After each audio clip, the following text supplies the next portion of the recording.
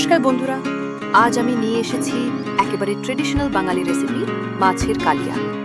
প্রথমে মাছের টুকরোগুলোতে হলুদ আর নুন মেখে সর্ষের তেলে হালকা ভেজে নিন। তারপর একই কড়াইতে তেজপাতা, এলাচ, দারচিনি আর লবঙ্গ দিয়ে ফোড়ন দিন। এরপর কুচানো পেঁয়াজ দিয়ে সোনালি হওয়া পর্যন্ত ভাজুন। এবার দিন আদা রসুন বাটা এবং ভালো করে কষে নিন।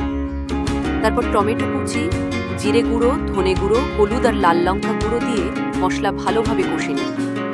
যখন মশলার থেকে তেল ছাড়বে তখন ফেটানো দই দিয়ে আবার কষে নিন। এবার পরিমাণ মতো গরম জল ও নুন দিয়ে ঝোল তৈরি করুন। ঝোল ফুটে উঠলে ভাজা মাছের টুকরোগুলো দিয়ে ঢেকে দিন এবং 7-8 মিনিট রান্না হতে দিন। সব শেষে গরম মশলা ছড়িয়ে দিন। তাহলেই তৈরি হয়ে যাবে সুস্বাদু বাঙালি ঐতিহ্যবাহী মাছের কালিয়া। গরম গরম ভাতের সঙ্গে পরিবেশন করুন। ভিডিওটি ভালো লাগলে লাইক, শেয়ার আর সাবস্ক্রাইব করতে ভুলবেন না। মঞ্জুশ্রী কিচেন।